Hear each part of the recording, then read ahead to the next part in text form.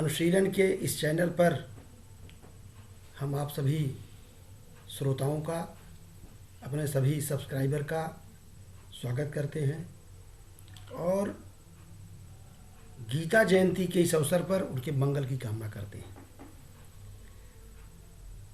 गीता का उपदेश क्या है, इस पर बहुत अधिक विमर्श हो चुका है। आज हम एक बहुत ही संक्षेप में छोटी समस्या की ओर आपका ध्यान आकर्षित करना चाहेंगे कि गीता को उपदेश दिया क्यों गया। महाभारत के युद्ध में जब कौरवों और पांडवों की दोनों सेनाएं आमने सामने हुई तो अर्जुन ने भगवान श्री कृष्ण से इच्छा व्यक्त किया कि चलिए मध्य में देखते हैं कि कौन कौन लोग हैं दोनों पक्षों के। जब रथ लेकर भगवान श्री कृष्ण बीच में जाते हैं तो अर्जुन को मोह हो जाता है। अर्जुन का मोह इसलिए हुआ कि उन्होंने कर्म के परिणाम पर ज़्यादा चिंतन किया। ये देखा कि हमारे सगे संबंधी, पितामह, गुरु, चचेरे भाई, अनेक प्रकार के रिलेशंस युद्ध के मैदान में हैं।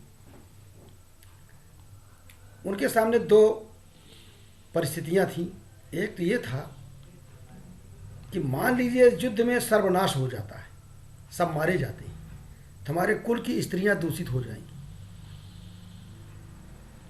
और खानदान जो हमारी सनातन परंपरा के अनुसार पितरों को पिंडदान दिया जाता है, जब सारे वीर योद्धा स्वर्गवासी हो जाएंगे, वीरगति को प्राप्त हो जाएंगे, तो महिलाएं पथभ्रष्ट हो जाएंगी और वर्ण संकर संतान पैदा होंगे। इससे हमारे पितर नरक में चले जाएंगे। एक तो सनातन परंपरा थी जो अर्जुन को मोहग्रस्त, रूढ़ियाँ जो परिवार की हैं, जो परंपराएं हैं, वो मोहग्रस्त बना रही थी।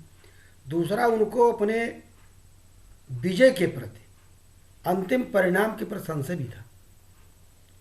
वो कहते हैं मैं नहीं जानता हूं कि युद्ध में क्या होगा, किंतु मैं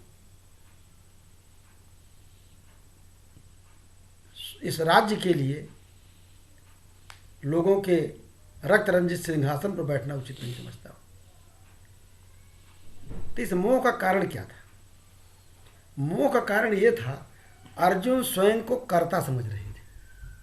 हम इसी बिंदु पर क्यों ध्यान आकर्षित करना चाहेंगे। ये हमारे अर्जुन एक प्रतीक है। ये हमारे सभी लोगों के जीवन की डेली रूटीन की घटनाएं। हम अपने को कर्मों का कर्ता समझते हैं और ये समझते हैं कि मैंने ये कार्य किया है, और जब मैंने ये कार्य किया, मैं की बात आ गई, तो हम कर्म के परिणाम पर ज़्यादा ध्यान देते हैं।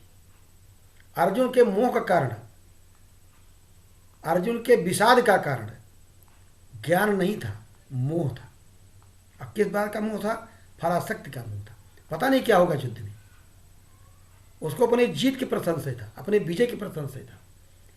और रूढ़वादी जो हमारी कन्वेंशंस हैं, परंपराएं हैं, उनके प्रति भी उनमें मोह था कि अगर युद्ध में सब मारे गए और वर्ण संकर संतानें पैदा हुई तो हमारे पिता नरक में चले जाएंगे, पितृदोष होगा।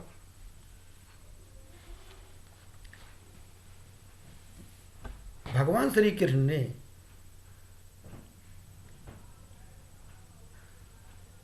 इसी मोह को दूर करने के लिए, अर्जुन के इसी विषाद को दूर करने के लिए उपदेश दिया।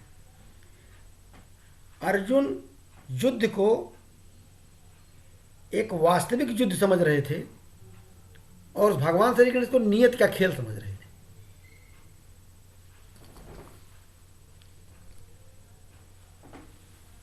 और वो समझ रहे थे वास्तविक कर्ता मैं हूं। गीता के 18वें अध्याय में 14वां श्लोक है, उसी के संदर्भ में है।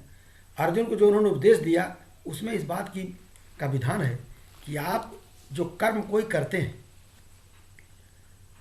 तो सब कुछ आपके वश में नहीं होता है। सांख्य शास्त्र में, ज्ञान शास्त्र में हमारे कर्मों के प्रयोजन की, कर्मों की सिद्धि की 5 कारण बताए गए। वो कौन कौन से 5 कारण हैं? इन्हीं की चर्चा हम करना चाहते हैं। अधिष्ठानम तथा कर्ता करणम च पृथक विधम विविधाश्च पृथक चेष्टा दैवम चात्र पंचमम।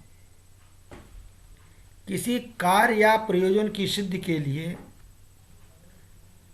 सांख्य शास्त्र में या भारतीय ज्ञान परंपरा में जो कारण बताए गए हैं उसमें एक है अधिष्ठान।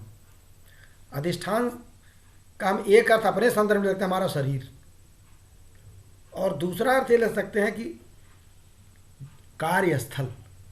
जो मैंने इसको समझा अपने ढंग से, हमारा शरीर एक अधिष्ठान है। मनोदैहिक स्वास्थ्य के ठीक रहने पर ही मनुष्य कोई कर्म सुचारू रूप से संपादित कर सकता है। हमारा मन ठीक हो, हमारा शरीर स्वस्थ हो, या मान लीजिए हम कहीं कार्य कर रहे हैं, किसी संस्था में कार्य कर रहे हैं, तो जो संस्था है वो कैसी है, वो कार्यस्थल कैसा है, हमारे कर्मों के सिद्धि को, प्रयोजन की सिद्धि को, वो अधिष्ठान भी एक कारक है। हमारा शरीर, हम कोई कर्म कर रहे हैं और कर्मों की सिद्धि तक पहुंचाना चाहते हैं प्रयोजन को पूर्ण करने के लिए, तो बेसिक चीज़ हमारा शरीर ठीक होना चाहिए, यानी स्वस्थ होना चाहिए। दूसरा, जो कर्म करने वाला कर्ता है, जो जीवात्मा है, जो मनुष्य है, वो कैसा है,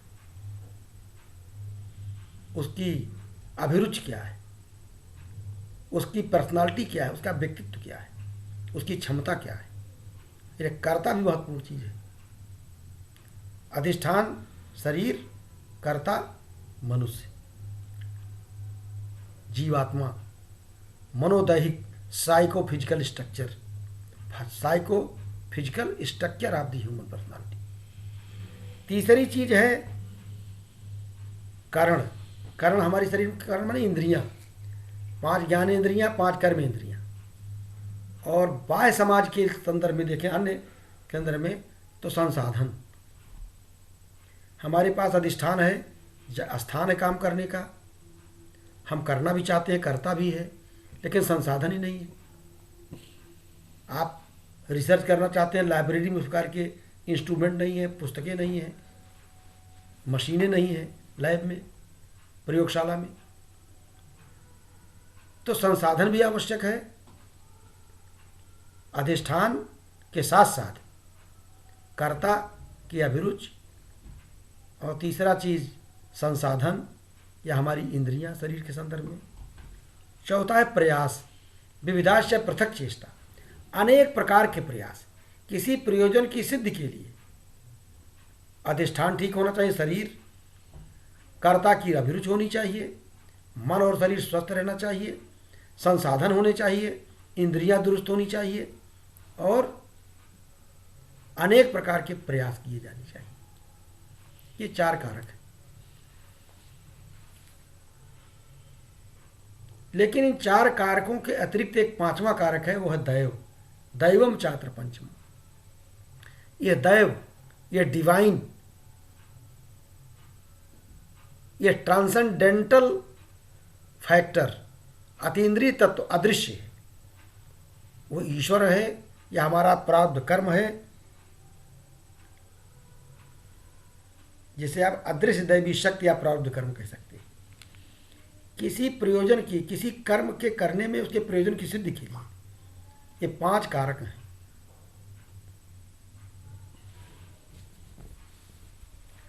जब तक ये 5 कारक नहीं रहते हैं तब तक कर्म की सिद्धि नहीं होती, कर्म के प्रयोजन की सिद्धि नहीं होती। मान लें 4 चीजें, तो आप कह सकते हैं कि हम अधिष्ठान ठीक है, कर्ता भी ठीक है, हमारे पास संसाधन भी हैं, इंद्रियां भी ठीक हैं, हम प्रयास भी कर रहे हैं। लेकिन 5वां जो है ये आपके बस में नहीं है, अदृश्य शक्ति है। हम एक उदाहरण आपको देते हैं। मान लीजिए आप आईएएस बनना चाहते हैं और उस परीक्षा के लिए भरसक प्रयास आपने किया। इसके लिए एक ज़रूरत है कि आपका शरीर ठीक ठाक हो, आपकी अभिरुचि हो, कर्ता, आपके पास संसाधन सारी हो, और प्रयास भी पूरे करें। लेकिन आप परीक्षा देने जा रहे हैं रास्ते में एक्सीडेंट हो गया, ये आपके बस में नहीं था। या आप विवाह का मंडप सजाए हुए हैं, सारे संसाधन संपन्न हैं, आंधी आया, तूफान आया, भूकंप आ गया, सब चौपट हो गया, ये आपके बस में नहीं है। इसलिए अधिष्ठानम तथा कर्ता करणम च पृथक विधम विविधा च पृथक चेता दैवम चात्र पंचम। पांचवी शक्ति, पांचवा फैक्टर अदृश्य है, दैव है। उसे आप जो भी समझ लें वो आपके वश में नहीं है। हमारी सनातन परंपरा में इसे प्रारब्ध कर्म भी कहा जा सकता है।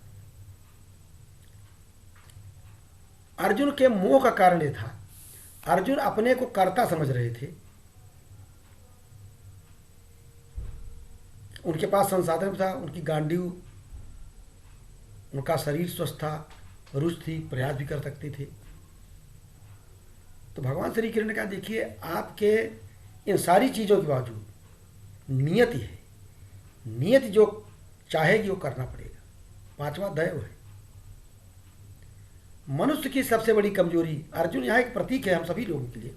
हमारी सबसे बड़ी जो समस्या है हम अपने कर्ता मान लेते हैं।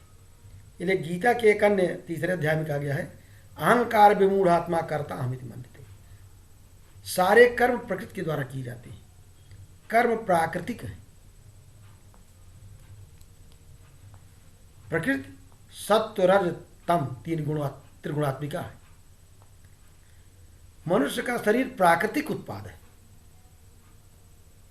प्रकृति जन्य है। इन्हें कर्म शरीर करता है, लेकिन इस कर्म के संपादन में जो आत्मा है, आत्मा कहिए जीवात्मा कहिए, वो अज्ञानवश, मोहवश, अहंकारवश अपने का शरीर से अभेद संबंध साबित कर लेता है और अपने को कर्ता मानने लगता है।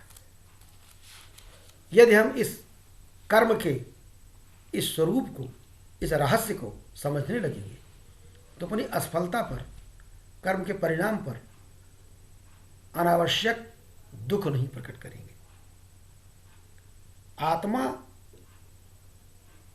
गीता में उसे क्षेत्रज्ञ कहा गया है, ज्ञाता कहा गया है, और शरीर या प्रकृति क्षेत्र है। आत्मा उसका नियंता है। आत्मा हमारी शरीर का कंट्रोलर है। शारीरिक कर्म यांत्रिक रूप से हो और आत्मा उससे प्रभावित न हो, यही आत्मा की स्वतंत्रता है। तो कर्म कौन करता है? प्रकृत्य उच्च कर्माणि क्रियमाणानि सर्वशः। सारे कर्म प्रकृति के द्वारा संपादित किए जाते हैं और शरीर प्राकृतिक है, इसलिए कर्म शरीर करता है। कर्म करना शरीर की नियति है। आत्मा का की स्वतंत्रता करता स्व, यानी आत्मा का आत्मतंत्र होना, शरीर तंत्र न होना, शरीर को के अधीन न होना या अपने को शरीर से अभिन्न न मानना, यह आत्मा की स्वतंत्रता है। परिवर्तन होना, शरीर का परिवर्तनशील होना उसकी नियति है। शरीर का कर्म करना भी उसकी नियति है। इसके विपरीत आत्मा का स्वयं को शारीरिक कर्मों और उसके परिणामों के अधीन न समझना ही आत्मा की सच्ची स्वतंत्रता है। किंतु अज्ञानवश मनुष्य आत्मा या मनुष्य अकर्ता होते हुए भी स्वयं को कर्ता मान बैठता है, समझ बैठता है।